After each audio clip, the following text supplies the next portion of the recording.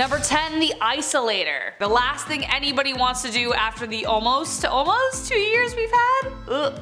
Though this looks like an object perfect for deep sea diving, it was actually built for desk work. Hugo Gernsback was a Luxembourgish American inventor, writer, editor, engineer, designer, businessman, and of course magazine publisher, because why not add one more thing to the list he's really good at. He started a magazine called Science and Invention, which encouraged scientific and amateur experimentation.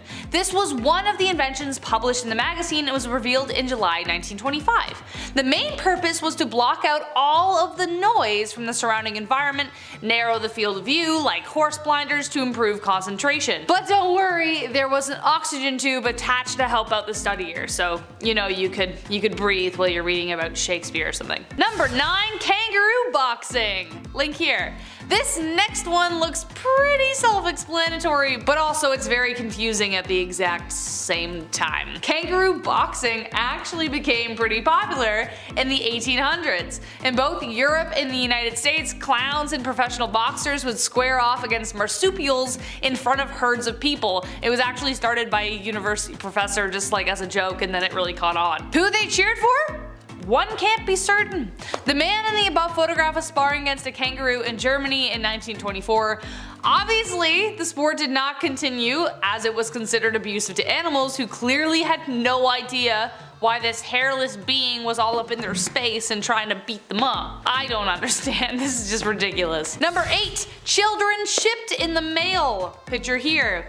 Sounds ridiculous, is ridiculous. But did it happen? Of course it did. However, this picture was actually staged, but this actually did happen. Imagine your sister calling you and telling you your nephew is visiting, and then minutes later the doorbell rings and your nephew is just like chilling with some packing peanuts in a cardboard box. Well, not quite. The postman had to play a kind of babysitter a bit. Shortly after package delivery, a revolutionary thing on its own, was introduced, a couple in Ohio sent their infant son to their grandmother's via postman in 1913. It cost 15 cents plus $50 insurance. Once this oddball story got out, the trend caught on. Regulations were vague about what you could and could not send via post, so why take a bus when you could take a postman? Rural townships also usually knew their postmen really well, so they'd be like, oh come on Joey, here's 15 cents, take little Timmy to my aunt's, I don't know. So they trusted them, they weren't just passing them off to strangers. Number 6, half and half. This next one actually has a kind of sad story behind it, but paints a very clear picture of the division between Catholics and Protestants, and actually just religion in general. This picture depicts 2 graves in the Netherlands, one belonging to a Protestant and the other a Catholic. In 1842, a 22-year-old Catholic noblewoman fell passionately in love with a 33-year-old commoner, a colonel in the cavalry who was also Protestant, a big no-no. Their marriage was a total scandal, but they said screw you to their peers and stayed together for 40 years. The woman's husband died in 1880, and to forever unite them, she built a grave that would forever keep them together even though they were apart by a wall. The old cemetery was strictly divided into Catholic, Protestant, and Jewish sections, so these 2 monuments were built so they could forever be together. Does anybody have a tissue? Number 5, Leo the Lion! Believe it or not, you've seen this lion before. In fact, you've probably seen him many times while watching your favorite films as a kid and even now. The lion in the photo is the one, the only, Leo the Lion, the majestic beast who roars the MGM logo, like the old one. Leo the Lion was the regular star of MGM since it was founded in 1924. The first MGM lion was called Slats, not Leo, and he actually didn't roar, he was just kind of like looking around. It was more like a gif. But Leo is actually the most familiar roar, like everybody knows what he sounds like. But who is the man having tea with such a lion?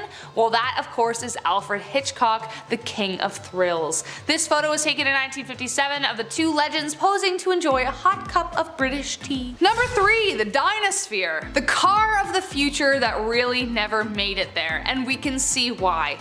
Every car we have today has 4 wheels, not just one. Some have more than that now, it's getting confusing. But in the 1930s, J.H. Purvis had a vision. He called it the Dynasphere. It was a large wheel with a cabin in the center for the driver and the passenger to sit. Funny enough, it did actually work. J.H. made 2 prototypes. One ran on gasoline and the other ran on electricity. He even designed a kind of bus version that could fit more passengers, but it still needed mini stabilizer wheels, so it had like 6 by the end of it. Do I kind of want one though, because it looks fun? Absolutely. Would I want to take it on a road trip across Canada? Absolutely not. Number 2, the Hindenburg disaster. Based off the title, you already know that this is a picture of the Hindenburg disaster because I already said it. Spoiler alert. The Hindenburg was the largest dirigible ever built and it was the pride of World War II. Yeah, see, Germany, you know which one I'm talking about. But YouTube gets mad. The first successful airship was constructed in 1852 by Henry Giffard, but the problem was he used hydrogen. This made both French and German designs of the craft susceptible to explosions if something went wrong. Hence, Exhibit A. What you are seeing in the photo is the direct aftermath of a devastating accident. On May 6, 1937, the dirigible touched a mooring mast in Lakehurst, New Jersey, sparking the explosion, which took the lives of 13 passengers and 21 crew members. Something as simple as a small spark from the engine ignited the hydrogen core, and the craft fell 200 feet to the ground in flames. And last but not least, number 1, spectators. This is the photo taken at the trial of Al Capone. Yeah, it suddenly makes a lot of sense as to why people are covering their faces. When someone says to you 1930s gangster, Al Capone probably jumps into your head. He was deemed public enemy number 1 by the US government for bootlegging and other illegal rackets during Prohibition. The terror the ruthless gangster incited in the city of Chicago is evident by this image. Witnesses and spectators of the trial covered their faces so they wouldn't be recognized by Capone's vengeful accomplices or Capone himself. Behind those fedoras may lie other criminals yet to be unmasked, or civilians scared of a Tommy gun waking them up at night. Either way, you know he must have been one terrifying dude. Authorities did everything they could to catch him, but he would always slip right through their fingers.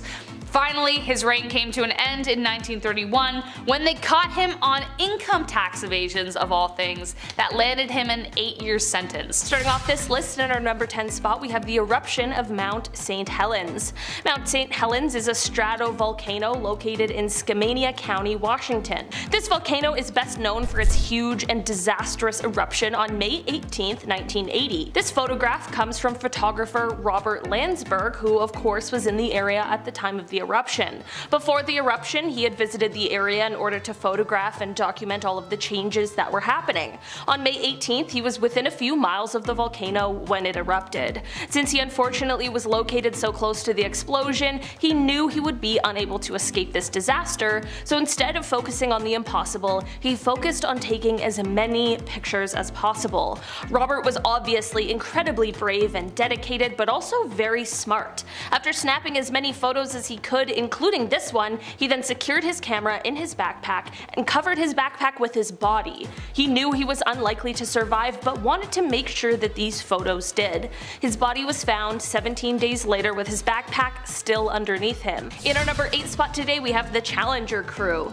This is a photo that was taken of the clearly very excited Challenger crew as they walked down the ramp ready to head off on their mission. The crew even included 37-year-old Krista McAuliffe, who was a high school social studies teacher. She had won a spot on this mission through a program with NASA called the Teacher in Space program, and she had trained diligently for months in order to be the first non-military person in space. On January 28, 1986, the Challenger mission proved to be fatal just 73 seconds after liftoff. 2 rubber O-rings failed because of the cold temperatures of the morning, and on live television, the world watched as the spacecraft broke apart and plunged into the ocean, sadly taking the lives of everyone on board. It is an absolutely tragic event made even more chilling by this final photo. In our number 7 spot today, we have the plague. This photo comes from the 19th century, from the third plague pandemic. This was the first time that the plague had spread to all 5 continents. While we now know something about what that might have been like, what we haven't had to endure are the doctors that dressed like this. This is a photo of the outfits and masks that plague doctors wore when they would come to your house to treat or diagnose you. The long beak-like noses of the masks are very creepy, but they were used to hold herbs and other nicely scented things because they believed that it would help ward off the bad air, which at the time is what they thought was causing the sickness. A pandemic certainly is bad enough. Thankfully, our doctors and nurses are just sticking to scrubs. In our number 6 spot today we have the elephant's foot. This photo looks like it's just a big lump of nothing, but it's called an elephant's foot. Don't worry, at first I was a little worried too, but it has nothing to do with elephants and is only named that because of its appearance. This lump was actually created from the Chernobyl nuclear meltdown, and it is just a mass of corium and other materials that were in the core of the reactor. This elephant's foot was located in the steam distribution corridor, which is under what's left of the reactor.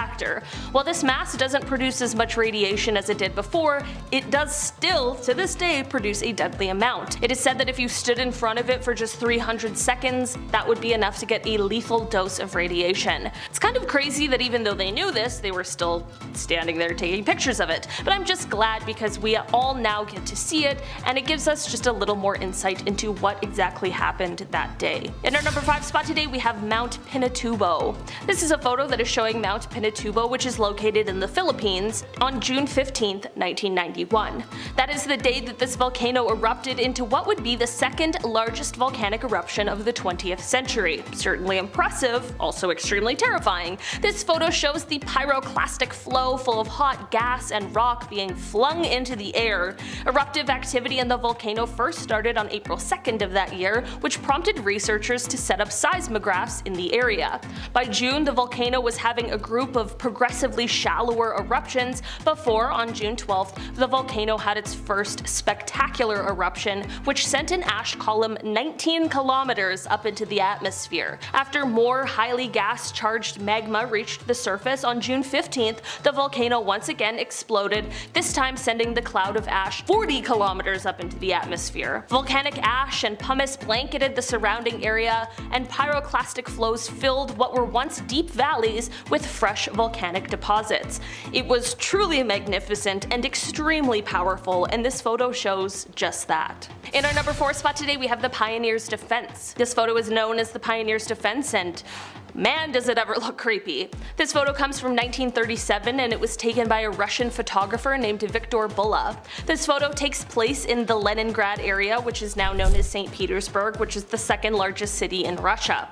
The people in this photo were part of a group that was the 1930s Russian equivalent of our Boy Scouts, and it was called the Young Pioneers. The masks on their faces leave a very eerie feeling, and for a fair reason. These people were doing a military preparation drill, which is the reason for the gas masks. This photo was taken during a time where the country was under the dictatorship of Joseph Stalin, and the residents were constantly unsure of what was going to happen. The country was already seeing death, and people were already frightened just a few years before the start of World War II. In our number 3 spot today we have the lipstick. This is a photo that comes to us from December 10th, 1945. If looking at this image gives you a shudder down your spine, that absolutely makes sense, as it was written by a terrible person known as the Lipstick Killer. This photo is an image of a note he left written on the wall at one of his crime scenes. The photo comes from the apartment of Frances Brown, as just before he wrote this message, he took her life. After this message was left, he ended up taking the life of one other person before he was finally caught by police 6 months later. The message scrawled in the photo reads, quote, "For heaven's sake, catch me before I kill more.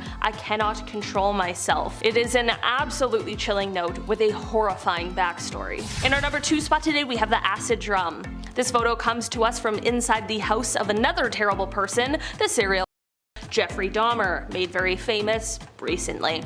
This photo was taken from the inside of his home after he was found out and caught by authorities. Before his arrest, he was sadly able to take the lives of 17 different people. Although this photo might look kind of plain, the horrors are plentiful. This shot shows a drum full of acid that was located inside of his home. Probably don't really need to tell you what it was used for. I can't imagine the horrors investigators saw when they entered his home, and even previous to that as they investigated his crimes. Thankfully, Thankfully, Jeffrey was caught, and in 1992 he was sentenced to life in prison, but just 2 years later he was killed by a fellow prison inmate. In our number 1 spot today, we have the Dyatlov Pass incident. If you have never heard of the Dyatlov Pass incident, you better buckle in because it is so terrifying. This photo was taken in February of 1959 as 9 young Soviet hikers sent out to trek through the Ural Mountains. They had set up a camp, and sometime during the night, something happened that made them cut their way out of the tent and all flee the site. Leaving in such a rush, they were of course underdressed for the bitterly cold weather,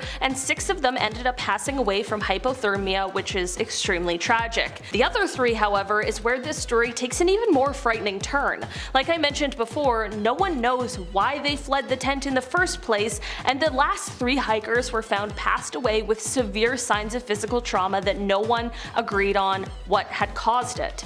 In 2019, the investigation was reopened, and just last year there was a conclusion that a kind of avalanche called a slab avalanche was the cause for these injuries. Before you come at me in the comments, I know that not everyone is convinced that's what happened, and I don't blame you.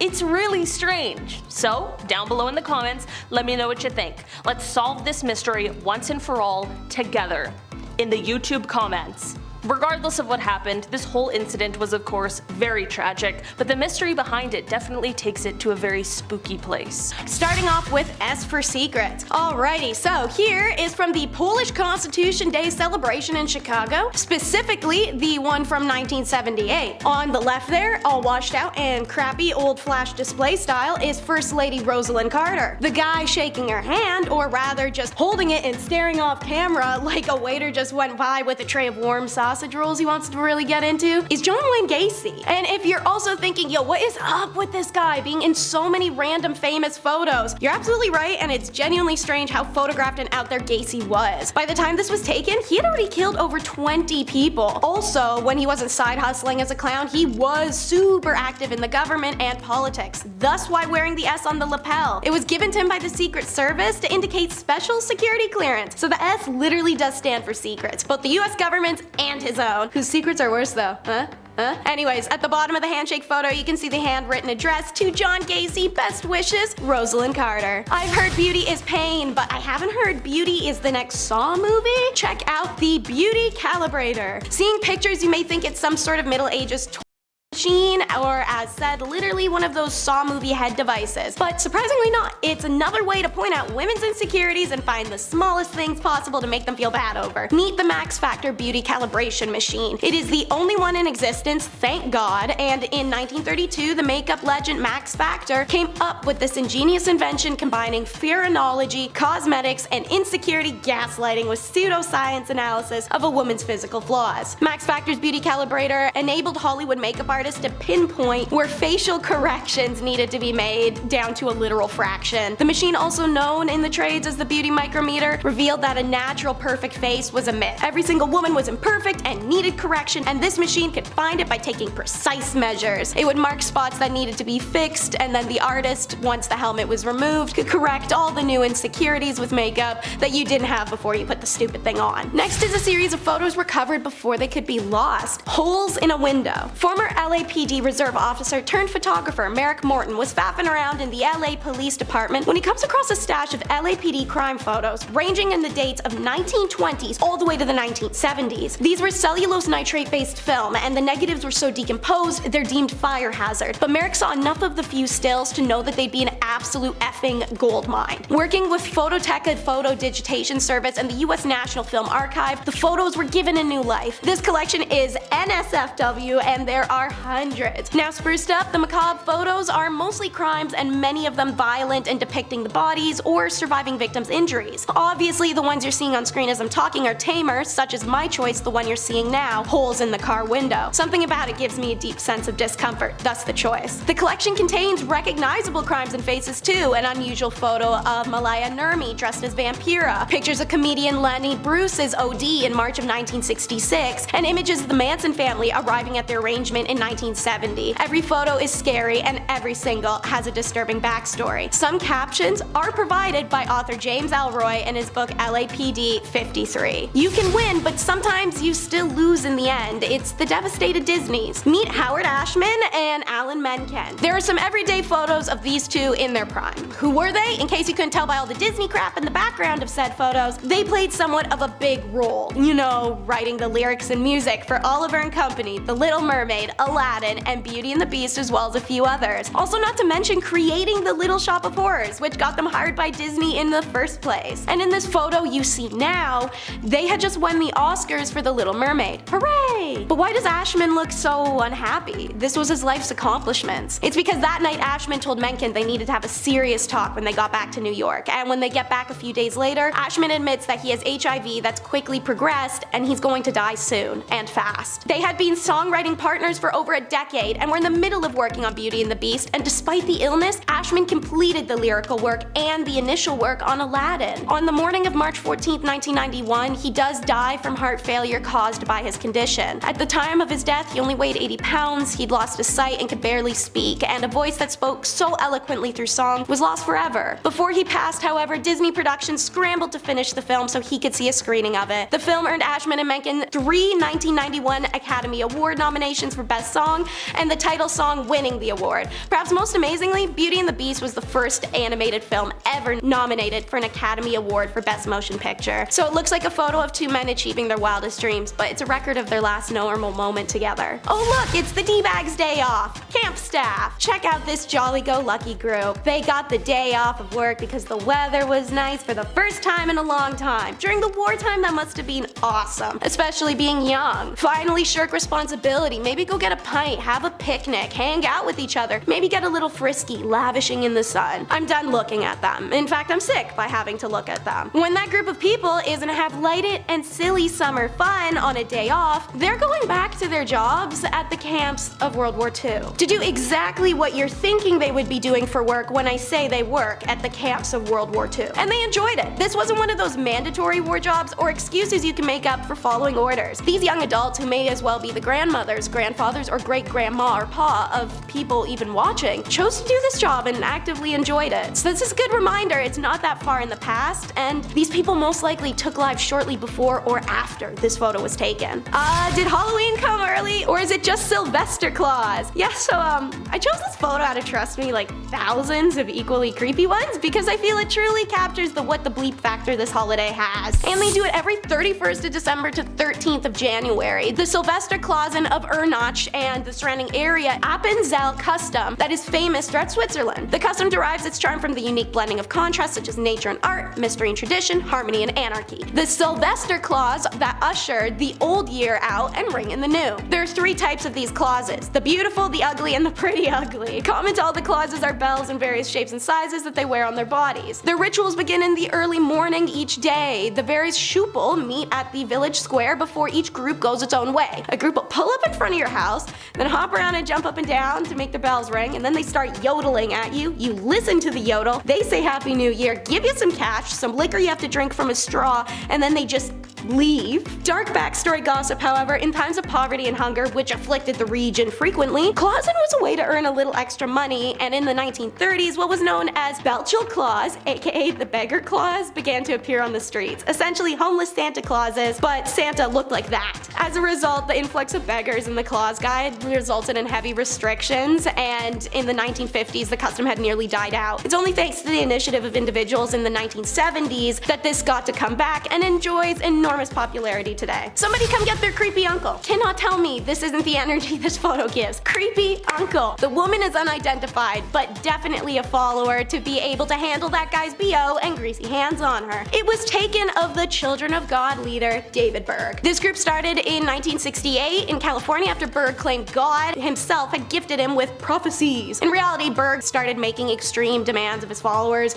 give up their money, worldly possessions in exchange for limited outside access, horrible cramped living conditions, brainwashing, and would make this group famous for really bad reasons I can't and would rather not get into. Former members of COG have been outspoken about the childhood they suffered growing up in the communes, acting Actress Rose McGowan, the most famously outspoken, published her story of 9 years in the group. Actors Joaquin and River Phoenix, also raised in the cult, had it harder than Rose, and that trauma plagued River especially. He was actually the original heartthrob of the 80s and 90s, a role, fun fact, DiCaprio only managed to take once River's substance addiction caused by his traumatic childhood unfortunately took his life. So more of an unfun fact, but the matter stands that River painted the way for DiCaprio, and this psycho ruined a lot of people's lives. Have you ever seen a photo you can feel? Before you see the photo itself, you're gonna learn about the man in it. So, Joseph Goebbels, a National Socialist politician and propagandist who held multiple high-rank roles in the Yahtzee party. As a party chief for Greater Berlin, 1926 to 45, Reich leader of propaganda, 1929 to 45, and in 1933, the push-broom mustache twit appointed Joseph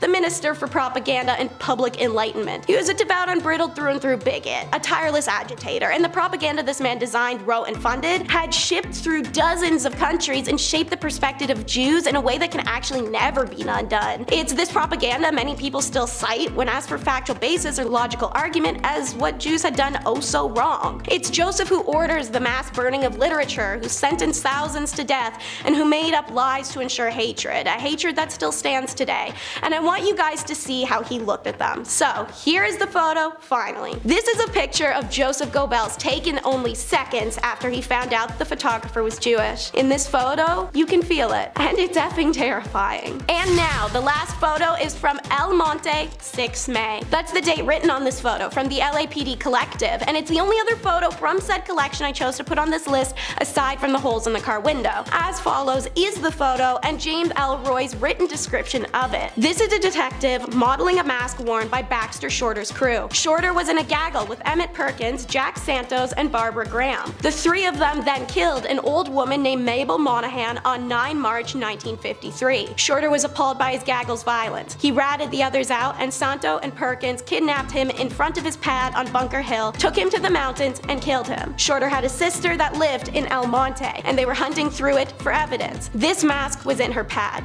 James Elroy. If Mabel Monahan's former son-in-law Tudor Scherer hadn't been a Las Vegas gambler, the 60-year-old widow probably would have never been killed. Also, if she didn't stay friends with him after he divorced her daughter, that'd probably have helped. But she did, and people found that weird. So there had to be something at play, right? Maybe Scherer trusted her so much he stored his 100-grand floats there. Ex-cons Emmett Perkins, John True, and Jack Santos think that, and they plan to take it. Barbara Graham joins the group to be their key into the door. Mabel takes a while to open up, but Barbara persuades her with the story of a broken down car and pleas for the phone. Mabel was reluctant, but the young woman was alone, and the widow knew firsthand how scary it could be for a woman to be on her own at night, so she let her in. And in comes John True, Jack, Emmett, wearing rubber masks. We're gonna take a pause. Ladies and female presenters, our own sex does not guarantee our safety, and you can't predict anyone's intentions. Please trust your gut if it says don't open that door. Mabel is struck on the head, left gagged and bleeding in the hallway. The group ransacks her home for a safe that never exists and panic when there is none, so they just leave her there. Mabel is dead for 2 days in her home before she's found. The investigation into the slaying of the Burbank widow began, and it was a long one, filled with drama. In the end, the four are charged with conspiracy to commit burglary, robbery, and M-word on June 3rd, 1953, in the death of Miss Mabel Monahan. Number 10, The Cube. Alright, Transformers fans, let's do this. I feel like we're hearing more about these things like UFOs or UAPs, whatever you want to call them now. I feel like we're hearing about them now more than ever. So, why not kick this weird list off with something off-world? We have to include some alien cover-ups, right? It's me, it's Taylor, why not? I figured that I'd find one that's also not too well known. We haven't seen this one, you know, on YouTube all the time. Not too long ago, this spinning cube-looking craft or drone or something, it was spotted over Missouri, just lurking in the same spot, just hovering, and then it would zoom off. Folks could see it with their naked eye on the ground. It was also pretty obvious. It was eye-grabbing, it was shiny in the sky. Only a couple hours later, it was seen again, but this time it was 700 miles away. This time it was 44-year-old Matthew Jandeka, and he was minding his own business, hanging out on the porch, just doing his, Sunday stuff, when this cube, again, this floaty cube, caught his attention. It was a sunny day, the light reflecting off the cube caught his eye, but then a day later, another guy, 30-year-old Justin Johnson, he saw the same thing, but this time he saw it while he was driving home, which is also pretty distracting. The light and the reflections also caught his eye. He says, "At first I thought maybe it was a balloon, but the movements were too odd." In a world full of deepfakes, I mean, do we believe this account? Is this real? Lately everyone's talking about how these UFOs are spheres, so maybe this video is that of a sphere, not a cube. That's cool. I love teaching geometric shapes via alien aircraft. I'm like, this is a triangle. We saw this one in the Navy, then we saw this cube in the sky. Number 9, Amityville photo. Okay, we'll go less UFOs, more ghosts. One M. Night Shyamalan theme to the other. Here we go. This photo was taken inside the actual Amityville house back in 1976. It's a young man, it appears, with glowing white eyes. How comforting is that? Pretty hard to miss there. He's got the glowing. Yep, looks very Sin City of him, just to stare with his white eyes. Now at first I thought this was from a horror movie, right? All those Amityville knockoffs. It looks obviously fake or set up in some way, until you start to read about the details here. See this photo, it was taken with automatic cameras equipped with infrared, not an actual person. So this young lad here probably wasn't expecting a selfie. Why I wasn't smiling or throwing up a peace sign. Makes sense now. Photographer Gene Campbell set up the photo and took it back in 1976. Now at the time, Gene was working with paranormal investigators Ed and Lorraine Warren on the actual case. I'm scared now. This photo was revealed 3 years after it was taken on the Merv Griffin show, and many believe this is the ghost of John DeFeo, one of the victims in 1974. Now, you can't really do this anymore, right? You can't whip out photos from a otherwise crime scene and be like, okay gang, what do we think? Spirit or not a spirit? Vote? Yes? No? Obviously there was backlash after this for obvious reasons, but it took 3 years for that photo to reach the public eye, and now everybody believes in ghosts, or they do a little more than they did before that show. This was long before the Conjuring movie as well, obviously, so this was quite random to see on TV. Do you believe in ghosts? What's the ratio here? Comment down below. I'm not a believer, I'm not gonna lie. I've tried numerous times. I got the Ouija board, did the whole thing. Felt nothing, man. Like an 18-year-old on Christmas. I'm like, is that it? Is it done? Do I have to feel anything anymore? Number 7, Gloria Steinem. Oh, here we go, a scandalous one. Back in 1963, the Playboy Club in New York City was booming. It was one of Hugh Hefner's greatest accomplishments at the time. This club was the talk of the town. That is until Gloria Steinem came in and started reporting some stuff. Gloria was a feminist writer. She's an icon. She created Miss Magazine back in 1972, but her career began much earlier, around the 60s. See, she got a job as one of these Playboy bunnies, you know. Must be a comfortable getup. And she worked at the club undercover, secretly taking note on how this key holders only establishment was operating, right? Cool, what's going on here? What's the big scoop here? The staff were these young women, these beautiful young women, these bunnies. They had to wear the black bodysuits, the puffy white tails, the whole getup. And at age 28, Gloria worked undercover there for 3 weeks straight. And the piece she released after, appropriately titled A Bunny's Tale, great title, by the way, she nailed that one. It got so much attention that it kickstarted her freelance career and also made her a feminist icon. This photo of Gloria undercover shows you the comfortable work outfits she had to endure just to get the story out. Yeah, doesn't look like she had her non-slips on there. That's a write-up in my books. In a collection of her writings, Gloria reflects on the undercover piece, saying that it now has outlived all of the Playboy clubs, both here and abroad. That was before Hefner passed away in 2017, so I will add that you also outlived him as well. Good, he wasn't a very nice lad. Let's move on. Number 6, North Sentinel Island. All right, we got some people, some aliens, some ghosts. What else do we need, Taylor? How about some weird islands? Sure. North Sentinel Island. We gotta head over to India for this one. This island is the home of the Sentinelese tribe. You've probably heard about this at some point. One of the most forbidden islands in the world. But why? Located in the Bay of Bengal, North Sentinel Island is about 1,200 kilometers away from India. And while most islands are shrinking, this one actually grew back in 2014. Yeah, the universe is like, more. Yeah, you need more of this, sure. The island lifted up a couple of meters during an earthquake, so the west and south sides, they gained an extra kilometer. Nice. DLC unlocked. The inhabitants on this island are among the few uncontacted tribes left in the world. They have apparently been there for 50,000 years, and there's no sign of agriculture or even fire. Yet somehow this tribe has thrived for ages. Now, if we try and get close, they will try and drive anybody away. More than fair. Like, we have enough room. We're good. Let's just leave. In fact, back in 2006, 2 fishermen sadly lost their lives because they got too close to the island without knowing who was on it or what the island was. Yeah, you can't just approach random islands. You gotta do some homework.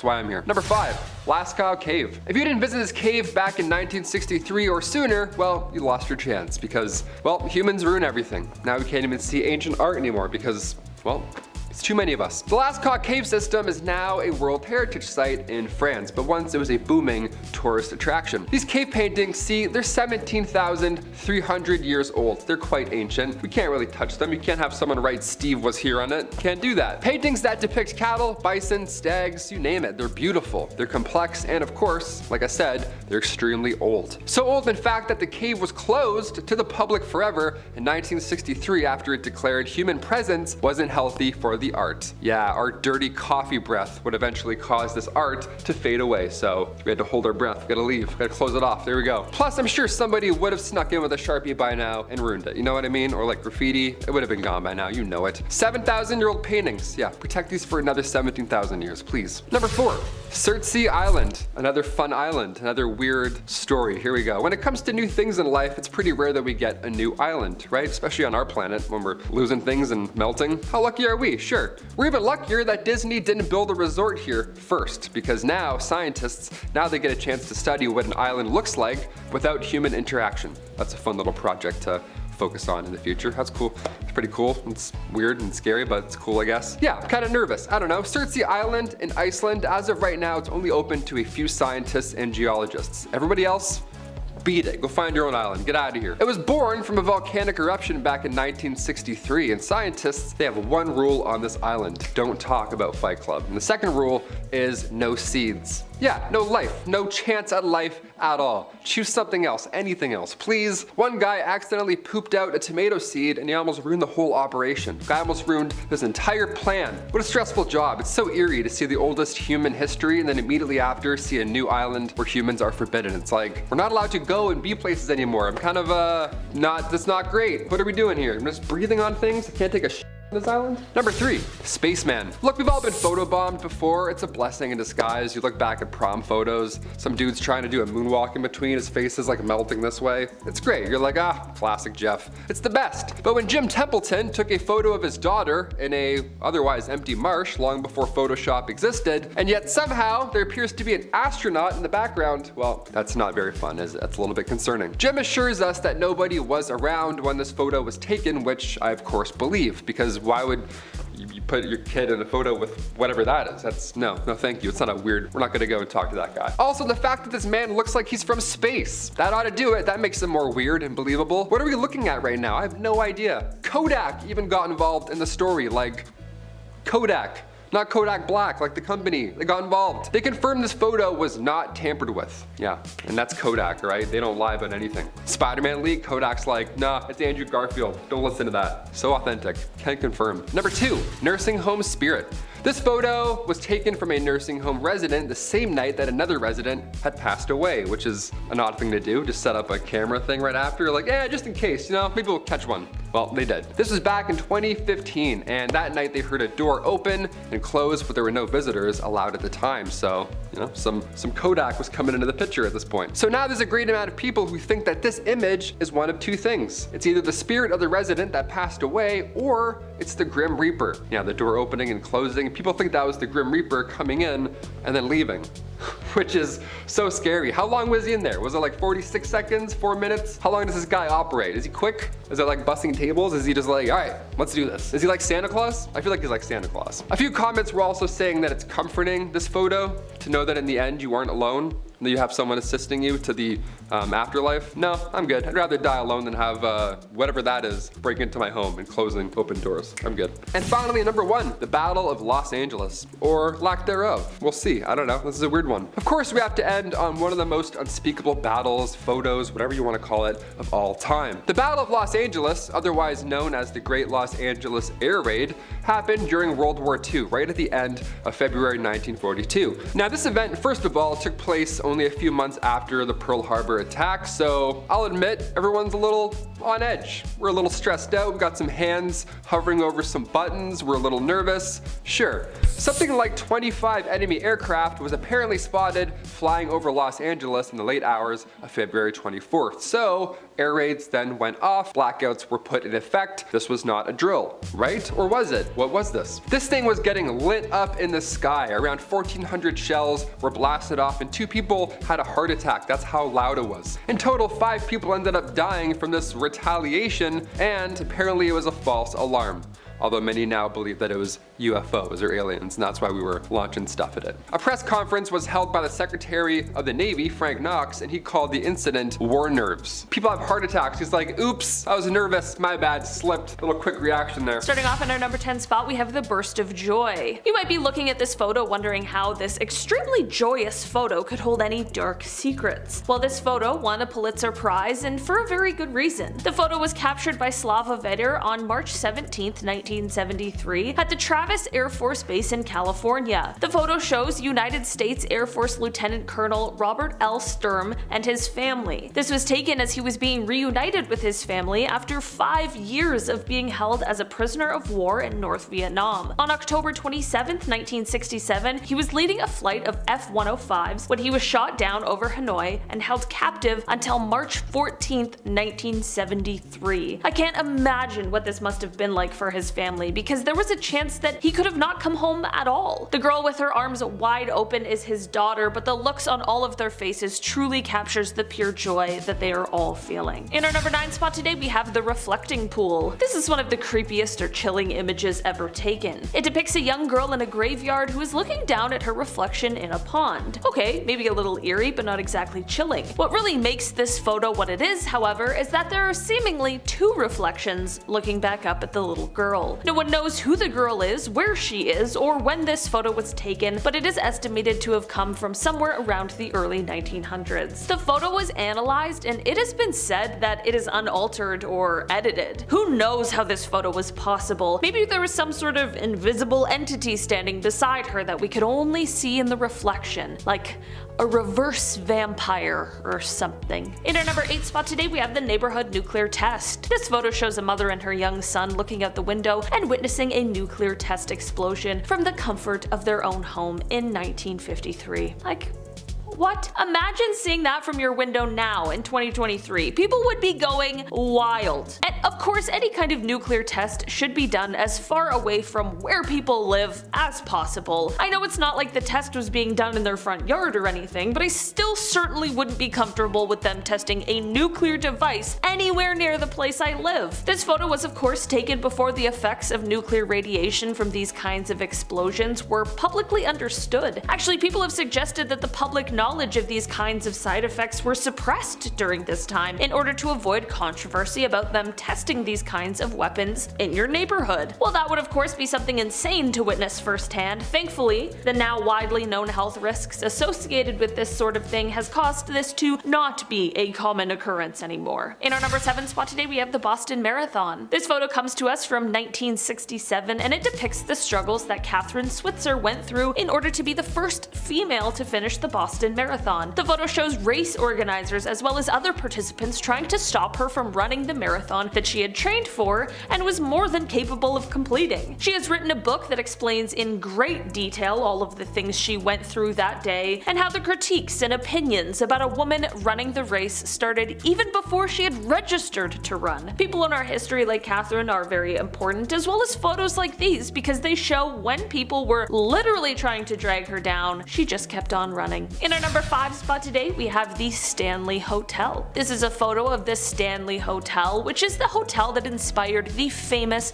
Stephen King novel, The Shining. This hotel was under construction in the early 1900s and saw a fateful day in 1911. There was an unexplained explosion that happened in room 217. In the explosion, a chambermaid was seriously injured, but she did end up surviving and she actually returned to work. A few years later, she passed away, and ever since her passing, there have been tons of guests who swear that they saw her ghost. Guests have said that they have seen her around the halls of the hotel, but the place that gets the most paranormal paranormal activity is of course room 217. This is the room where Stephen King and his wife stayed for one terrifying night in 1974. Apparently they were actually the only guests at the hotel for this night, which at any other hotel might be kinda cool, but I feel like this is not what you want from a haunted hotel. In our number 4 spot today we have the Rothschild Surrealist Ball. The Rothschild family is one of the wealthiest and most powerful families there has ever been. For years and years there have been many rumors swirling about just how powerful and influential they really are, and there are some pretty crazy theories out there. In 1972 the family held a surrealist ball, which is where this photo comes from. These photos could potentially be very innocent, but there is just something about these very elaborate masks, coupled with the theories about what this family is really up to, that just makes it feel very eerie. I know it's kind of like conspiracy feeling, but I don't know, there's something very haunting about this. This party is one of the most legendary there has ever been, and whether or not they really are involved in shady dealings, that still is pretty impressive. In our number 3 spot today we have John Lennon. Of course we all know John Lennon as one part of the Beatles who went on after they disbanded to have a very successful solo career. Lennon was not only a musician, but he was also a peace activist who was strongly anti-war. He was not afraid to display his activism and held a 2-week anti-war demonstration. There was a period of 3 years where the Nixon administration was trying to have him deported for his criticism against the Vietnam War. That's how active he was. On December 8th, 1980, Lennon was leaving the Dakota apartment complex when he was stopped by a man named Mark David Chapman. Lennon signed an autograph for Mark, which is what is happening in this photo, and then Lennon went on his way. Little did he know, Mark was going to shoot him later that night. Once Lennon returned to the apartment complex, Mark was there waiting for him to commit his crime. Mark has said he did it mostly for attention, which is very horrifying, but Mark is also a very religious man who explained that Lennon once saying that the Beatles were more famous than Jesus is what really pushed him to commit this crime. It is very crazy that this photo was captured when Lennon was being so kind to who he thought was a fan, and no one would have ever predicted what would happen just a few hours later. In our number 2 spot today, we have the Hindenburg. This is a photo that was taken during what is now known as the Hindenburg disaster. It is commonly known that blimps, or these kinds of floating airships, use helium in them to float through the air, and it's important to note that helium isn't the choice because it's the only option, but rather because it's one of the safest options, and that is due to the fact that it isn't extremely volatile. Because of a US ban on the exportation of helium at the time, i.e. the Helium Control Act of 1925, although the Hindenburg was designed to use helium, there was a lack of it available, so on the day of the Hindenburg disaster, the much more flammable hydrogen was used instead, and this led to,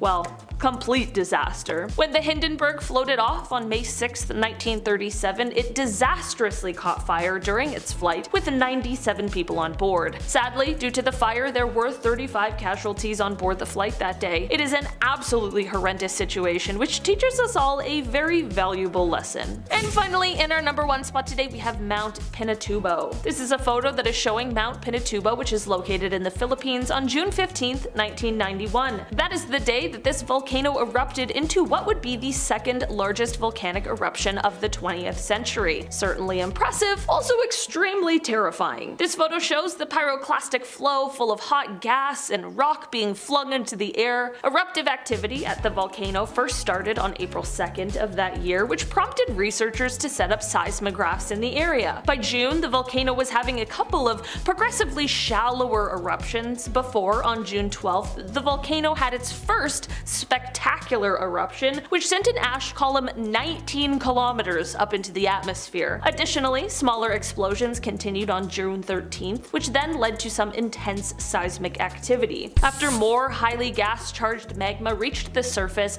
on June 15th the volcano once again exploded, this time sending the cloud of ash 40 kilometers up into the atmosphere. Volcanic ash and pumice blanketed the surrounding areas, and pyroclastic flows filled what were once deep valleys with fresh volcanic deposits. It was truly magnificent and extremely powerful, and this photo shows just that. I don't know about you guys, man, but like, Mother Nature, I'm afraid of her, alright? First up is captured in a card. Alrighty, so you see this basketball card here. So centered, we've got Mark Jackson back in '89 playing a Knicks game, but over here in the far left background, we have familiar faces of Lyle and Eric Mendez. In 1990, the Mark Jackson NBA Hoops card went into circulation, a year after the two Mendez brothers depicted in the background killed their parents for life insurance in August of 1989. The brothers claimed a massive payout that allowed them to live a luxurious lifestyle, spending money on expensive watches, clothes, and cars. Among the items that they bought were tickets to a basketball game at Madison Square Garden, where they would eventually be immortalized on an NBA card.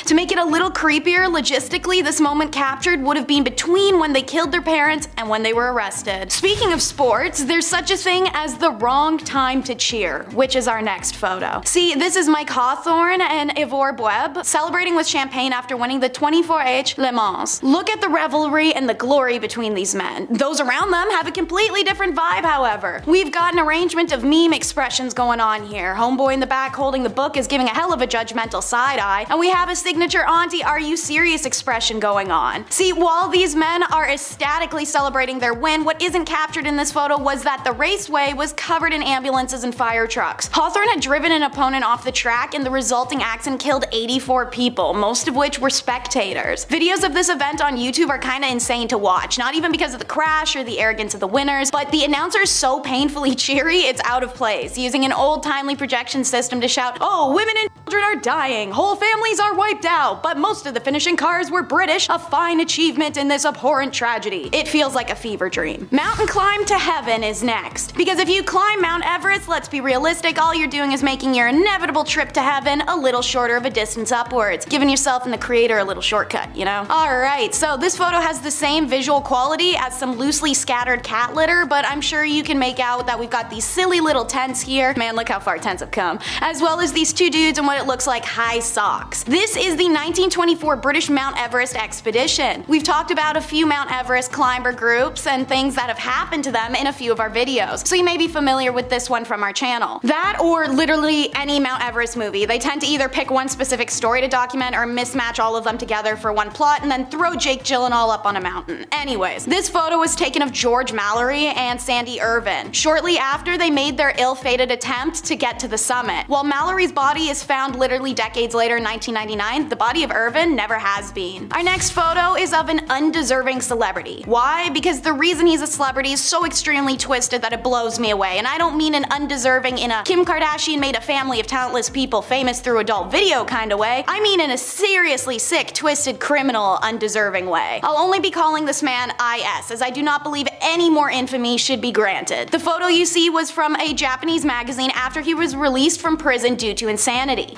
IS killed Dutch-born Renee Harveld, and the two were studying in Sorbonne, Paris. He chose to do this because of her health and her beauty characteristics that he felt he lacked. IS considered himself weak, ugly, and small, and claimed he wanted to absorb her energy through, well, he had her body for 3 days. I'll simply let you piece together what I mean when I say that he had a considerable amount of this body missing and a very interesting fridge contents. But like I said, he was released, so how can you kill someone whilst on a student visa, desecrate remains, and then also do some pretty horrific acts posthumously? He's from a very wealthy Japanese family, and they somehow managed to get him released. Also, they paid the victim's parents a huge sum of money for the loss. That's the world we live in. After his release, he was frequently on talk shows, reviewed restaurants for magazines, and appeared in horror films. He even wrote a book on the of Renee. This next photo shows us you never know what could be just a reach away. This photo looks relatively normal. Now obviously it's not gonna be, it's on this list, and the fact that it's titled about reaching out to something, well, Sarah Funk, who you see here on the waterline, is a YouTube vlogger who's on a trip to Cyprus's Red Lake. And you can see her literally like 2 feet away from a suitcase lodged in the waterbed. It's 2 years after this photo's taken in 2019 that the drifting suitcase is retrieved and opened to reveal the corpse of a girl. She is one of 7 known victims of serial killer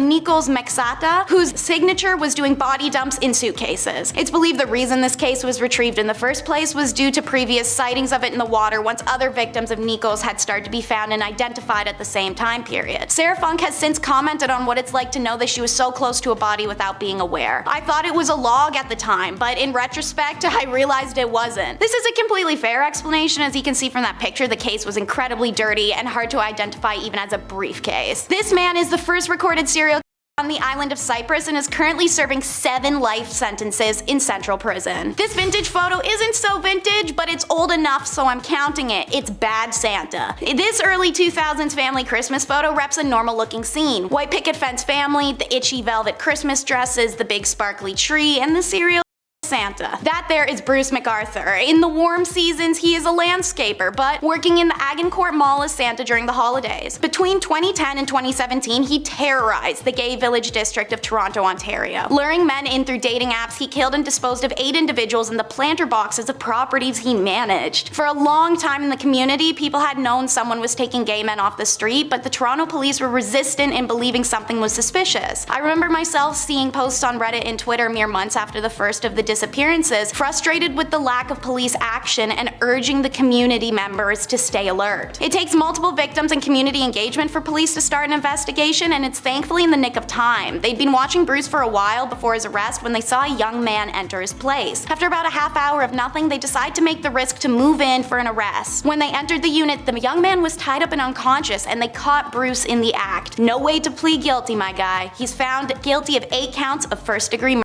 Our next vintage photo is one that speaks to us still in modern times, a determined mother. This photo was taken on Mother's Day. The woman in it is Margie, a 23-year-old, and she's holding her infant son while attempting to hitchhike. As you can see, it was printed in a newspaper column and has a subject line describing Margie's struggle with her husband Mike to find an apartment. I imagine that struggle, alongside the fact that she is hitchhiking, likely correlates with financial difficulties. Unfortunately, Margie's luck never got better. This is very likely the last photo of Margie alive. Less than 4 months later, she was killed by her husband Mike during a fight. In the time between this photo and her demise, their son Brandon had been taken away and put into foster care, where he was later adopted by his foster parents after Margie's sudden death. Little information exists on the photo other than this, and on what Brandon's life became. This is still recent enough history that some may recognize the story, the Manifesto Man. This photo seems so simple. A man appears to be in a wetsuit, he has multiple police badges displayed, and he sits in a stoic manner. This is no cop. In fact, this photo was taken after his arrest in July of 2011 for killing 77 people and injuring 250. Anders Bering had a manifesto for killing political enemies as a far-right extremist, first killing 8 people outside the tower block housing of the office of the Prime Minister. The method used caused distraction, enough for Anders slipping away in a police disguise to pull part 2 of his plan, which is hop in the ocean and swim to political youth wing summer camp just starting the season. He chose the summer camp for the politicians who came to visit the camp, which was for members of political youth adult clubs and organizations for co-ops, school courses, or just special interest in politics. Once on the island, well, he opened fire. Many who were afraid and unsure of where the danger was coming from went towards Anders for safety due to his police costume and received the opposite. His verbalized intent that day was to kill everyone he could, and thankfully he did not succeed. But some swam away and were rescued by people staying at campgrounds across the water who brought out boats to pull everyone out. Others hid in various places on the island. Netflix released the film 22nd of July about this event in Oslo, and the movies White Rage and Bravehearts also tell the story. Ultimately, this event only took place due to Anders' racist ideology, believing Norwegian politicians were lenient on immigrants. Let's talk about the most disastrous hostage crisis our world might have ever seen, the Gladbeck hostage bus. The 1988 crisis in Gladbeck, Germany was the kind of disaster you don't see often. In this photo, you'll see a robber left and a hostage right, taken on the last day of the situation. Day 1, 2 dudes rob a bank and take some hostages. They demand a getaway car and took 2 hostages and then stopped for one of the robber's sisters casually on the way, as reporters follow. Day 2, the same robbers hijack a bus with 32 passengers. Whilst holding out in the bus, they allow reporters some entry to interview them. One robber even came outside the bus for an interview, like an MTV Cribs situation, but with hostages. The robbers state that their stance is that they don't care what happens because they'd simply take their own lives anyway if it all went wrong. Obviously, this is a sign for police to maybe, I don't know, handle with a lot of caution. And like tossing stones at glass houses, caution was non-existent. When the robbers take off in the bus, once again followed by police and reporters just doing nothing, the robber's sister is arrested by police at the first gas station they stop at. Her arrest causes the robbers to lash out and kill a hostage, so the police release her and go back to doing nothing. After this, the road trip crosses jurisdictions into Netherlands. The Dutch police are now involved, and they demand the release of any young young hostages on board with the promise of a BMW in return. The robbers took 2 hostages with them in the BMW and drove back to Germany. Later on, they were surrounded by a lot of media reporters who took a lot of pictures of the scene, which can be found in Google. That is where our photo of the hostage and the robber was taken. Finally, the German police, after days of this, make a move that isn't just following the robbers like a lost puppy. They rammed the hostage car, causing a crash. One of the hostages flees off the highway as police and robbers engage their firearms. The woman in our photo, Silke Bischoff, is sadly caught in the crossfire. The driving robber said later in an interview that the bullets came from a policeman, but the German police denies that and says that the bullets came from the robbers and hit the hostage. No matter what, the one thing I can say about this whole story is what the f was anyone trying to accomplish here? Starting off this list, in our number 10 spot, we have the Mad Bomber. This is a photo that was taken of someone known as the Mad Bomber. His real name is George Metsky, and he was the man who terrorized New York City for 16 years while he planted explosives in public places like an absolute psychopath. I guess he was apparently angry about a workplace injury he had suffered in the years prior to his terrible crimes, and so of course the normal, reasonable jump to make would be not that at all. While no one should have ever had to suffer because of these crimes, the good news is that while he planted 33 bombs and set off 22 of them, miraculously only 15 people ended up injured in the end. This photo of him behind bars is extremely eerie thanks to his creepy smile and haunting eyes. I might be the only one who feels it, but it just seems like something's off. You know? In our number 8 spot today, we have the Spectre. This is a photo that was taken in England in 1963, and it became known as the Spectre of the Newby Church. That is, of course, because of the ghostly figure that can be seen in the photo. I personally am always a little suspicious of ghost photos. Some are certainly more convincing than others, but Photoshop in 1963 wasn't exactly as accessible and easy as it is now. This photo is said to have been taken by Reverend K.F. Lord inside of the Newby Church, which is located in North Yorkshire, England. Of course, I mean, like many of us are going to do, people were really skeptical of this apparition and just believed it was a well-done case of double exposure, which, to be fair, is entirely possible. The Reverend continued to swear up and down, however, that the photo was not doctored, so at this point, there's no proof to prove either side, and it's just a game of he said, she said. So, what do you guys think? Apparition caught slipping, or is the Reverend just making it up? In our number 6 spot today, we have the 3 Jacksons. On August 21st, 1934, 3 fearless acrobats known as the 3 Jacksons, Charlie Smith, Jewel Waddick, and Jimmy Kerrigan, all performed a routine on the edge of the Empire State Building, which is when this photo was captured. It is said that these 3 toured as an acrobatic trio, and this stunt the photo captured was done at 1,245 feet. According to officials from the Empire State Building, it is said that this was the first time the stunt was attempted, and to this day, it has never been done again, which makes a lot of sense. While this photo is absolutely incredible and is such a testament not only to the trust that they shared but also their abilities as acrobats, I don't know who in their right mind would try to recreate this. We already have one. I think we can just all be happy with that. In our number 5 spot today, we have the Gentleman of Rahi. This photo shows the Gentleman of Rahi, and that is not a gentleman and instead is the world's oldest surviving diving suit. It is an absolutely terrifying sight, but also an important pillar that allowed for this kind of technology to develop to what it is today. The suit dates back to the early 18th century, but it came to find its home at the Rahi Museum during the 1860s after it was donated. The suit was initially designed to allow people the ability to check the hull of ships without having to bring them into dry dock. The Old Gentleman is made mostly of leather with pitch thread used to stitch the seams. From here, the suit is sealed with more pitch, and then to create the waterproof coat, it is covered in a mixture of mutton tallow, tar, and pitch. Of course, underwater pressure increases dramatically, and this is why there's also wooden framework in the hood in order to keep it from collapsing under the pressure. At the top of the hood, there is an opening for a wooden air pipe. The air will be pumped to the diver, then it can be released from the suit through a pipe on the backside. Of course, this means that the suit wasn't completely watertight, so divers could only go under for a short period and couldn't dive very deep because there was only so much pressure the suit could take, but still, the suit was far better than having no suit at all. In our number 4 spot today, we have ectoplasm. This photo is said to have been taken in 1910, and it shows a medium in the middle of a spiritual seance. I don't know about you, but a 1910 seance sounds like an absolutely terrifying time. This photo is said to be catching the moment that ectoplasm appears out of the mouth of the medium. When we're talking about the occult and the paranormal, ectoplasm is a viscous substance that exudes from a spiritual entity, or sometimes the earthbound medium who is connected to or communicating with the spirit. It is said that this substance can take the shape of a face or a hand or a complete body, and it's usually seen in a darkened room during a sort of seance. And this is the way that the paranormal can physically manifest themselves in our world. So basically,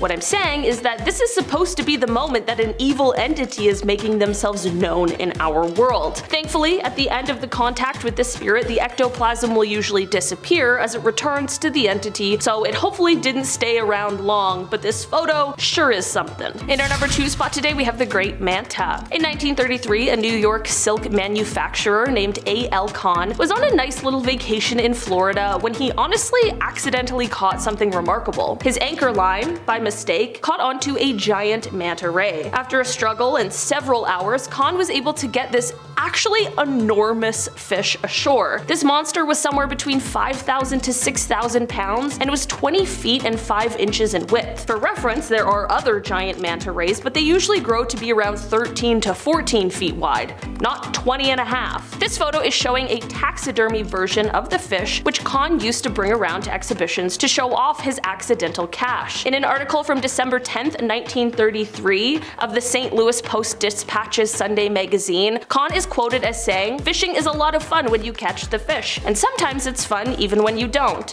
but when the fish catches you." And finally, in our number 1 spot today, we have the advertisement. This is a photo that comes to us from the time of World War II, and it shows a very terrifying kind of ad. The sign reads, "These men didn't take their atabrine," and at first I had absolutely no idea what that was. Turns out that atabrine was actually the first synthetic form of a which was used by the US military to fight malaria in the South Pacific during the war. It is estimated that as many as 2/3 of the troops fell ill with malaria. This sign is said to have been posted outside of a military hospital in New Guinea and was meant to serve as a warning for those who didn't take the medicine, warning that the skulls on top would be the fate that awaited them. Perhaps a little dark, but creative and likely effective nonetheless. At the very least, the ad is definitely quite clear. Number 10, Amelia Earhart. An American aviation pioneer and celebrated figure in the early 20th century, Amelia Earhart was the first female aviator to fly solo across the Atlantic Ocean. Notably, in 1932, she became the first woman to fly solo non-stop across the Atlantic Ocean,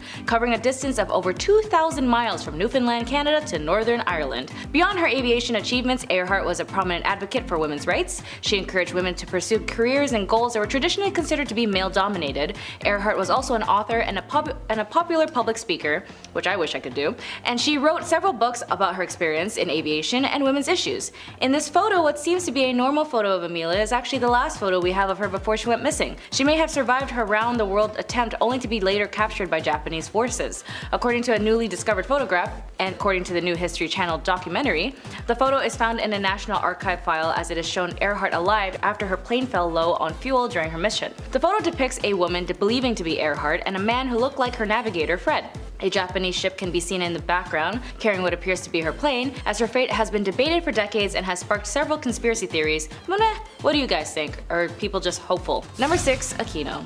Filipino people have been known to fight resistance against imperialism and oppressors, as that seems to be all of our history to be composed of, and that is the truth. And for Ninoy Aquino, he was a posing threat as the political activist against the long dictatorship and assailant of the martial law, Ferdinand Marcos. He tried to run for president in 1973, but then Marcos declared martial law in 1972, preventing him to run. Benigno Aquino, or as we know by his nickname Ninoy Aquino, was imprisoned by the Marcos regime for speaking out against him, where he was locked in prison and tormented for 7 years. It wasn't until he suffered a heart attack did Marcos' wife Imelda allowed him to go to the United States to get treatment, only under the condition that he does not come back home to the Philippines. But Aquino knew that his love for the people and the Philippines was more important, as there were many people wrongfully prosecuted or just be found dead on the street for protesting against Marcos. He did plan to go back, and before he arrived to the Philippines, he warned reporters, "Hey, this might be the last time you ever actually speak to me," and he was right. In this photo was the photo before he left the plane out towards the Philippines airport. He kept saying he had a bulletproof vest on, but the assailant shot him in the head. There were countless reporters that day that knew something was going on, only for them to be all shocked to see his body on the ground. There's even footage of his assassination on online, and his death sparked an outrage throughout all of the Philippines asking for justice. But of course, the United States always has to get involved in something, and they were able to get the Marcos family out of persecution from the very people he tormented and controlled for years. Number 5. Tyler Hadley. Everyone likes a good party selfie, including Tyler Hadley, who we can see here drinking a party cup with some friends. But what they don't know is that if they walked into the master bedroom was the killed bodies of his parents that he ended moments before the party. Tyler allegedly decided how he wanted to commit the crime a few weeks prior to committing them. He often told a friend exactly what he was planning to do at the time, noting that having a big party after a parricide had never been done before.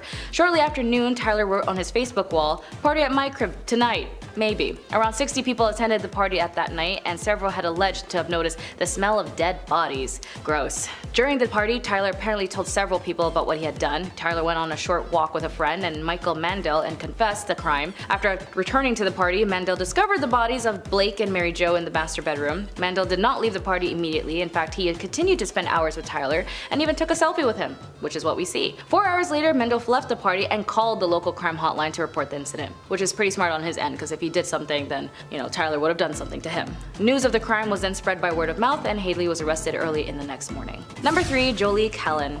When it comes to love, if you know something is off, listen to your gut and be safe first. Unfortunately for Jolie, she only left one memory to a friend that if something ever happened to her, they know who the cause was. In 2015, 18-year-old Jolie Callan was hiking with her ex-boyfriend Lauren Bunner when he photographed her on a cliff before he pushed her off of it. The 20-year-old killer nearly escaped justice by claiming he was on the autism spectrum in court. This is the exact photo before he pushed her off. Bunner later called the cops and said, "I just want to turn myself in for the crime of my ex-girlfriend that happened just a little while ago on Cheheha Mountain." Later that evening, on August 30th, 2015, police found her body still wearing her backpack. Cops believe that he had lured Callahan, who still wanted to remain friends with her former boyfriend, there to kill her because she wouldn't take him back. The court heard him bragging to cellmates about killing the 18-year-old, saying if he couldn't have her, no one else could. Number 2. Omeg.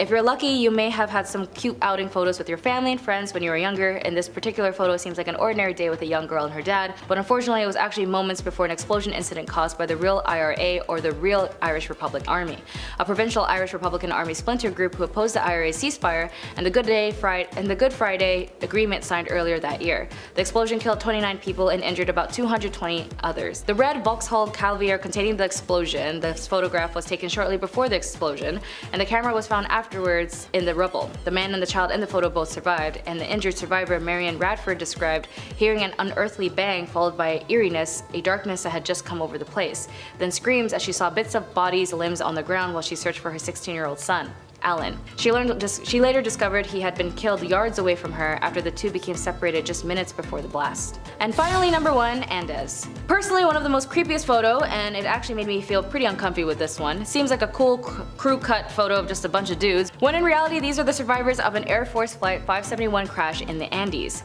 Pilot Ferradas had flown across the Andes 29 times previously, and on this flight he was training a co-pilot, Laguara, who was at the controls. As they flew through the Andes, clouds obscured the mountains, and the controller in Santiago, unaware the flight was still over the Andes, authorized him to descend to 11,500 feet. The rugby players on board joked about the turbulence at first until some passengers saw that the aircraft was very close to the mountain. That was probably the moment when the pilots saw the Black Ridge rising dead ahead. After the crash, of the 45 people on the aircraft, 3 passengers and 2 crew members of the tail section were killed when it broke apart.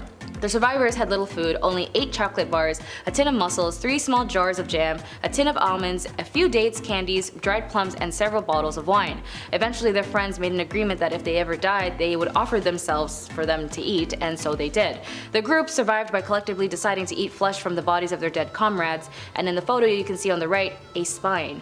At the end, 8 people were rescued and they lived. So, starting us off at number 10 is Phantom Clouds and Darkness. Nebula IRAS 05437 plus 2502 doesn't have a very catchy name. These are NASA experts after all. As we learned from Elon Musk, their naming creativity, even for literal offspring, doesn't go much further than point and pick some numbers and letters. But it does certainly look like it's a surrealist painting, to say the least. I could honestly get lost in the layers, arches, and rolling clouds that create an almost religious image with just how awe-inspiring it is. Staring at it long enough, you may see a phantom rising up from the back of the dust clouds, or an angelic angelic figure at the top of the floating yet mountainous staircase with an arched entryway. NASA and ESA's Hubble Space Telescope took this image in 2010, but scientists are still unsure what causes the bright glowing arc near the center. Maybe it's truly divine. Number 9 is, well, it's hard to find words, but its name is the Gaping Maw. Ew, don't like that personally. Anyways, it's specifically the gaping maw of a sunspot. The sun is an active place with filaments, holes, and flares that are constantly shifting across its face like a pool of liquid magma. That what you see is a close-up look at a very dramatic sunspot as seen by the Big Bear Solar Observatory's telescope in 2010. This gape could be compared to a few things. Maybe the toothy opening of the Sarlacc pit in Star Wars, or if you fired a bullet through a grapefruit like the Mythbusters. I can tell you from my very unfortunate experience that this is also kind of what it's like to look into a puncture wound on the human body and see the tissue inside. No matter what you see, I'm sure it's something uncomfortable enough that you just want me to move on. So I will. Number 8 is Ghostly Hand. I'm not even a Marvel fan, and their franchise is what I thought of when I saw this picture. It's giving Scarlet Witch, or Doctor Strange, or even Morgan Le Fay, which if you've seen the recent video Historic Sorcerers that actually had powers, you'd know is a character of Arthurian legend found in the Marvel Strike Force comic series that Aubrey Plaza will be playing on the big screen. If you haven't seen that video, maybe check it out, and while you're at it, don't forget to subscribe to The Hive. Anyways, this ghostly hand was caused by a pulsar lurking in the center, which, to quote, is a rapidly spinning neutron star which is spewing energy out into the space around it to create complex and intriguing structures, including one that resembles a large cosmic hand, according to NASA, who snapped the picture in 2009 with their Chandra X-ray Observatory. Thanks to the pulsar, a disembodied phantom-like hand looks to be grasping at the void. Calling all the ancient astronauts. Number 7 will be about the thigh bone. As you can imagine, this picture you see on screen caused quite a kerfuffle online after NASA released the image in 2014. Understandably so, because this appears to be a thigh bone smack dab in the middle of Mars. NASA, who's just so tired of us and likely assumed that this would happen, pretty much instantaneously released a statement that no, this is not a human or an alien or whatever's thigh bone. This is apparently just a rock that very conveniently eroded by wind or water to look like that. Because notoriously, there's lots of wind and water on Mars. Literally. Anyways, sorry folks, no alien burial grounds are on Mars if we want to believe the Space People Company. Number 6, we get to check out the Skull Nebula, which to me looks like a circle. I don't know, I'm not very sold, but apparently this bad boy creeps a lot of folks out. The Skull Nebula is a consistent in our galaxy, built up of several stars doing an elaborate orbital dance, in the words of NASA. This particular picture was taken in 2020. What earned it the skull name was obviously its ghastly colors, reminiscent of, well, a flayed human skull. The telescope's view highlights of the nebula's hydrogen in red and oxygen content, which is light blue. Also, if you kind of turn your head to the left like this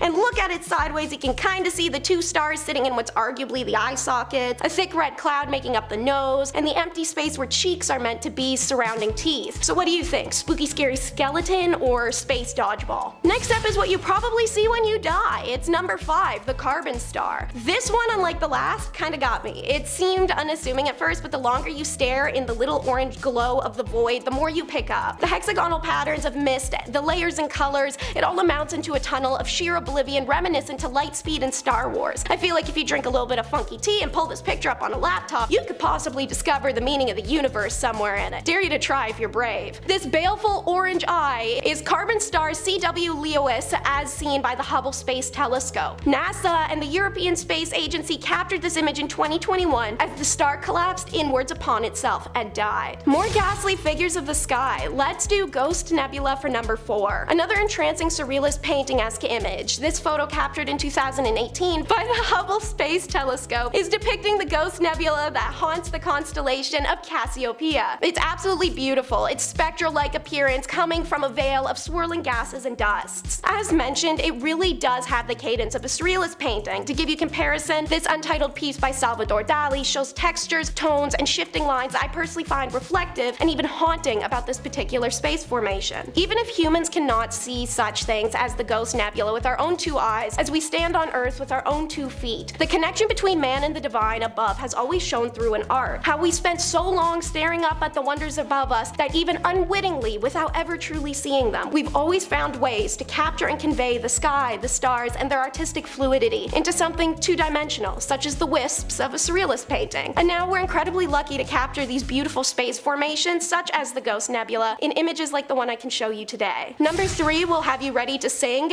This Is Halloween. It's a jack-o'-lantern sun. Isn't that the funnest thing you've ever seen though? And while it may look like an impressive feat of Photoshop, this is actually a purely natural phenomena. Similar to our earlier gaping maw, still such an ew name, this jack-o'-lantern face is the result of a series of active regions on the sun bursting and bubbling, making what appears to be a cosmic pumpkin carving appear on the sun. Or maybe it was the work of Jack Skellington. For number 2, we're going to stare into the scariest void of all, the eye of a typhoon. This is our Earth, the one we're on right now, obviously, and in March of 2015, Typhoon Masak, also called Typhoon Shedang, spent a week ravaging the Philippines, killing 5 and injuring dozens. During that time, astronauts at the International Space Station were able to look down upon the Category 5 storm, prompting the European Space Agency astronaut Samantha Cristoforetti to capture the horrifying image you see on screen. The power of the formation is visible even from the safe distance of space as rain and lightning hide behind the deadly swirl. And coming in at number 1 is Space Station After Dark. While it could arguably be a still from Insidious 16, the Space Spectre, this nightmare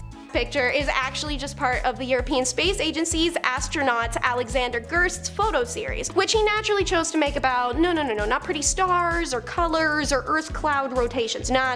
His collection was the International Space Station at night, which evidently is horrifying. But Gerst had been up in space for a full year at this point, so I mean, to him, this was bread and butter, baby. Or maybe freeze-dried bread and butter. The main photo I'd like to address is the empty spacesuits with covers over the helmets, which look like a good start to a horror film. Honestly, maybe I never recovered from that alien horror film life, but space just isn't for me. In 10th place, we have the criminal George Washington. The George Washington, whose gravestone is pictured, was not the first US president, but the first prisoner executed via electric chair in Texas. On February 8th of 1924, Texas executed a total of 5 inmates using its brand new electric chair, which remains a state record for the highest number of executions in a single day. In 1923, Levi Todd, who lived in the same area, made himself a new gambling table and promised George Washington he would give him the leftover lumber. But Levi gave the wood to another man, and George was so incensed that he shot and killed Levi as he sat playing poker with some friends seated around that new table. And to add to his crime, George shot Levi's terrified wife as she ran past a window in the Todd home. Mrs. Todd thankfully didn't die. He shot the Todd's dog and emptied his bullet device trying to kill one of the poker players, Frank Larry. But none of his bullets struck Frank, and he emptied his own safety device at Washington, hitting him with a load of buckshot. When the shooting subsided, Washington ran into the woods, only to be discovered a few days later as he slept, and well, the rest is history. I do have a fun fact for y'all though. The electric chair actually has a name.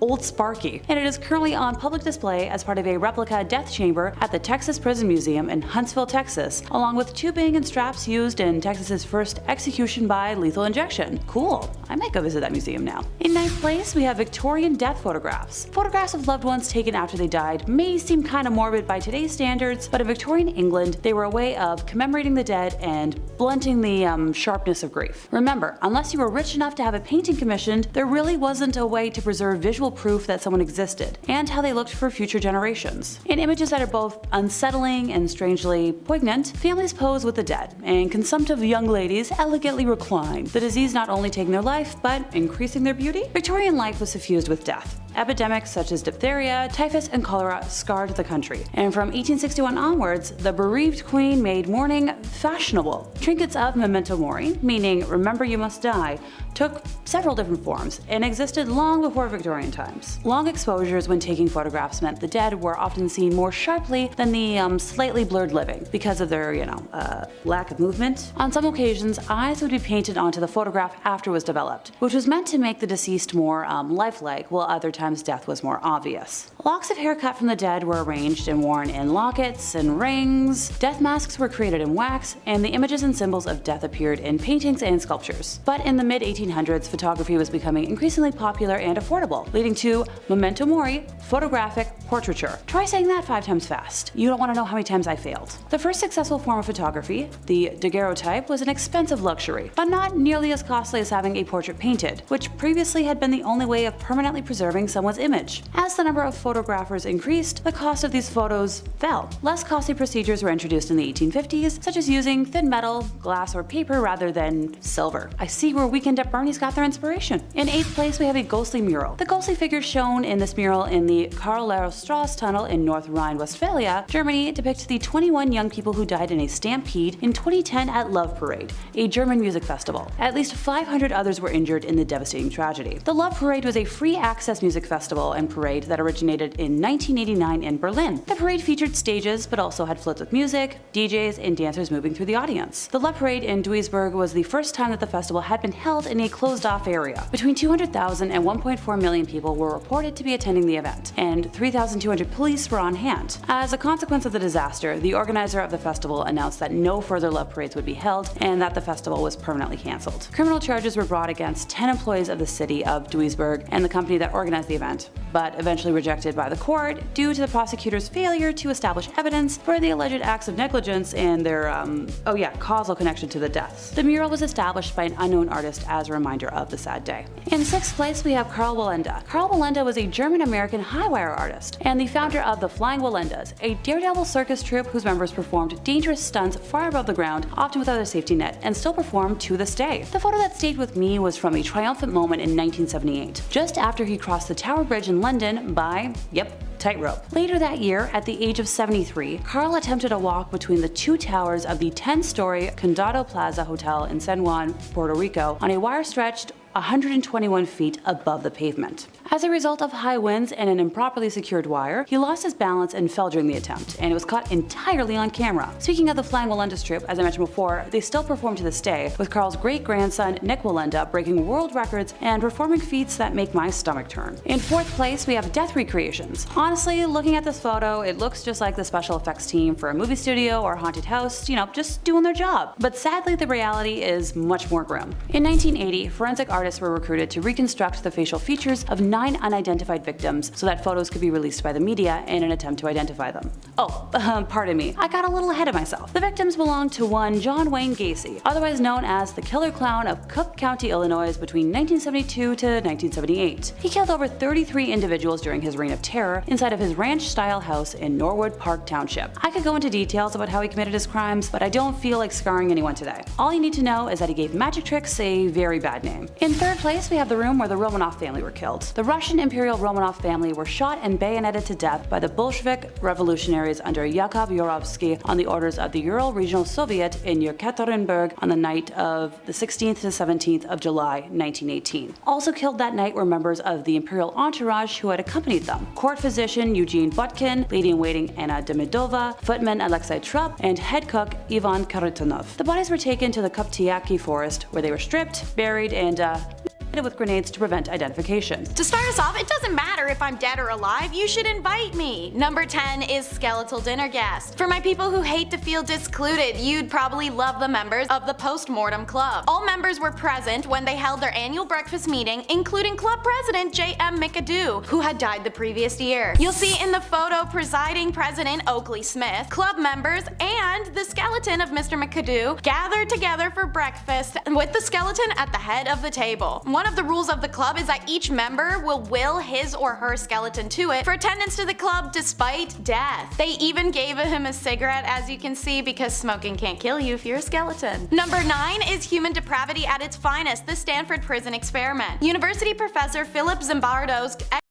of a power imbalance study in a prison ended disastrously. The Stanford Prison Experiment commenced on August 14th of 1971 with student volunteer groups comprising of 11 guards and 10 prisoners to see how they would behave on their own inside of a fabricated prison. The goal was to assess how quickly and intensely even educated or normal people can turn into cruel or sadistic ones under the right conditions, and man was it fast. 6 days in, Philip had to call off the experiment as guards were increasingly abusive to the inmates inmates, spraying them with fire extinguishers, forcing them to clean toilets barehanded, denying them food, or just simply beating on them. The inmates and few guards who were visible minorities faced the worst treatment out of everyone. The study and the eerie photos of it inside left behind a chilling look at what humans are capable of. Number 7 is the sacrifice of Michael Rockefeller. Michael Rockefeller was the son of New York Governor and soon-to-be US Vice President Nelson Rockefeller, and he famously disappeared in Papua New Guinea in 1960s. This photo is of his first trip there. Rockefeller can be seen centered and smiling as indigenous peoples circle and run around him. Michael's known for his travels. He loved to visit the unexplored and untouched areas of society and learn about cultures many considered primitive. He saw the art and beauty in them. This desire for adventure took Rockefeller to the remote reaches of Papua New Guinea in 1961. They arrived near the island of Dutch on November 19th, and even though they were 12 miles from shore, Rockefeller reportedly told anthropologist Renee Wassing, "I think I can make it," and jumped into the water and headed for land and was never seen again. It's believed at first that he drowned, but Rockefeller had done a swim like that to shore actually multiple times. Because he was a member of a super rich American dynasty, there was a massive search. Ships, airplanes, helicopters, everything combed the region for any sign of him. They found nothing. National Geographic reporter Carl Hoffman offered a far more disturbing thesis than drowning in his 2014 book, Savage Harvest. The island Rockefeller swam to was inhabited by the Asmat, an uncontacted and primarily unfriendly indigenous clan. Hoffman claims to have uncovered evidence showing that Rockefeller made it to land, where he was then decapitated by the Asmat people before they ceremonially him, eating his brain and using his bones likely to make weaponry and other items. The confusing unanswered end of Rockefeller heir has since been debated, but it will always remain unsolved, sadly. Number 6 is we're leaving on a UFO. Not as catchy as a jet plane, but Marshall Applewhite was told by aliens it was a UFO indefinitely, so Marshall had been told a lot of things by the aliens, as had his wife before her passing. Affectionately self-dubbed as T and Do after the musical scales, they believe themselves to be of the highest caliber, like T and Do are on the scale. The cult these two began, Heaven's Gate, is famously recognized for the tragic mass departure members took on March 26 of 1997. It's on that day that the 39 members of the cult were convinced to consume a mixture of barbiturates and applesauce and then washed it down with vodka, as one member walked around to each poisoned person and tied bags over their heads to ensure asphyxiation. This mass taking of life was discovered days later when panicked family members of cult members hadn't heard from them. One former member went to go find his beloved wife, and well, I'm sure you can imagine what he found. What was confusing for many was to find the group covered in purple shrouds with their feet sticking out. They wore Nike sneakers with the classic white swoop. They believed these wings were going to carry them to the heavens. Countless photos were taken by FBI and police, most of which have been leaked to public by now and depict this very scene that I'm describing. Confusing and devastating, this loss was international news and a reminder to always be aware of your own susceptibility to influence. Number 5 is the frozen man of Mount Everest. And yeah, I get it. We all know that there's tons of frozen bodies along Mount Everest, but that's not what I'm actually talking about this time. The photo you'll see is of mountain climber Beck Weathers, who in May of 1996 attempted to complete the final leg of the ascent on Everest. Despite how short the distance was, the journey caught up to Beck, and he came down with a case of snow blindness during an intense blizzard that had a wind chill of 100 degrees below zero, and he fell into a hypothermic coma. Initially, I thought I was in a dream, Weathers later recalled. Then I saw how badly frozen my right hand was, and that helped bring me around to reality. Beck was left for dead, first by his exhibition, and then the second time by a rescue crew doctor who believed him beyond saving. So it's only by miracle that Beck manages to break a hypothermic coma, turn around, and walk back to base camp. When he reaches camp, Beck is airlifted immediately as frostbite set in on his nose and hands, both of which are later amputated. This moment is caught in photograph and shows the frozen hand, and Beck visibly unconscious, being carried in a red sleeping bag. This ascent to Everest is remembered as the 1996 Mount Everest disaster and is famously covered in John Krakauer's book Thin Air and its 1997 adaptation, as well as films Everest and Everest 2015. So, by the way, they prematurely told Beck's wife and family he had passed away. Can you imagine that emotional roller coaster? Number 3 is the Ruhr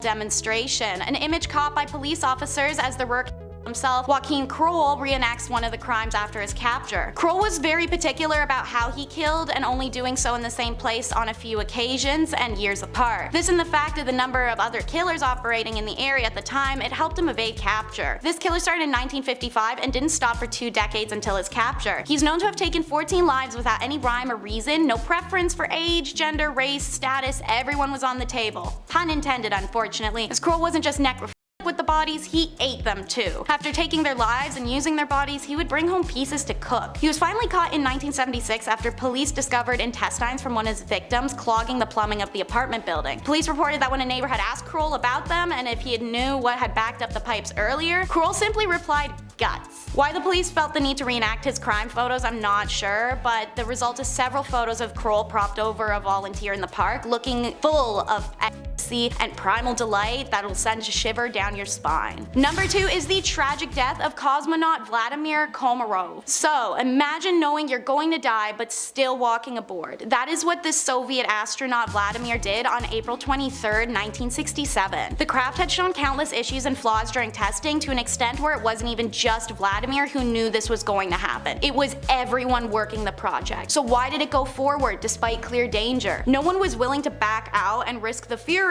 or disappointment of the Soviet high command, so Vladimir could have backed out himself, but it would have doomed the next astronaut to be put on the project, who happened to be his close friend, Yuri Gagarin. So he was assigned to the mission, and he decided he would do it and spare anyone else. Upon re-entry to Earth, the tragedy happens. The craft's parachute fails, and the Soyuz craft hurtled to Earth at unthinkable speeds, burning Vladimir alive inside. Photos of the craft were taken after its impact, showing a horrific scene of melted plastics, metal, and char. He became the first human to ever die in spaceflight, and Vladimir himself was so confident this would be the case that he asked for an open casket funeral that'd force his superiors to see what they'd done to him. And so the second famous photo of this incident is taken, Vladimir's superiors standing over the mangled bunch of melted and charred human bones with nauseated horror in their gaze. And so, in at number 1 is what's considered the creepiest photo ever taken by the internet. Broken Blanche Monnier. This is a real-life horror story. Blanche is born in 1849 and starts life living lavishly and beloved in her prominent French family home, ingrained with ideas of Prince Charming and happily ever afters. She remains unmarried into her 20s, however, and searches desperately for her true love so she may move away from her domineering mother. It's in 1874 that her wish is granted, and she meets an older man of status and intends to marry him. But Mama disagrees, and she's not feeling he's suitable and she needs someone else. Blanche is furious. He can support her, he's high class, a lawyer, that's everything her mother demanded she finds, and she finally found it. Blanche finally put her foot down against her mother, and her mother makes her regret it for decades to come. Blanche is locked away in the attic closet. There are no windows and only a hay mattress. Once a day, her mother would cram dinner scraps under the doorway for her to eat. Blanche's mother reminds her every day that if she gives up on her betrothed, she would free Blanche. Blanche refuses every time, even after her fiance, unbeknownst to her, passes away in 1885 while she's still imprisoned. It wouldn't have mattered, however. The public had been told by her mother that Blanche had been dead since she locked her away in 1874, so everyone just thought that was the case. Blanche, meanwhile, survived 16 years in this closet until an anonymous note to police by a maid forces authorities to search the home. They find Blanche, now middle-aged, malnourished, covered in sores and fecal matter, surrounded by vermin and rot. This moment is caught on film by police. You'll see Blanche sitting on her bed, an excited yet lost expression on her face. Her mother and brother were both charged, and her mother very quickly and deservedly dies in prison, while her brother manages to appeal and escape justice. Blanche is left a shell of a person from 16 years of solitary and dark confinement. She spent the rest of her life in a psychiatric care at one of the state's best hospitals, the sole heir to her mother's precious fortune and status.